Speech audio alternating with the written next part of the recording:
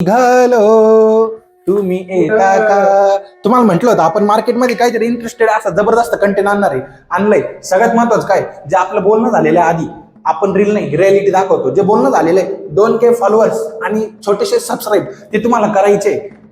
The big blast of 26 दुर्ग यात्रा. तुम्हाला म्हटलं होतं 1 जानेवारी पासून काहीतरी नवीन करतं. मग नवीन 100% करणार. कारण तुम्ही त्या दिवाळीला एकमेकांना रसगुल्ले आणि आम्ही मार्केटमध्ये आणले ना छत्रपतींचे गड किल्ले. अजिबात टेन्शन घ्यायचं नाही मित्रांनो, तुम्हाला सांगतो.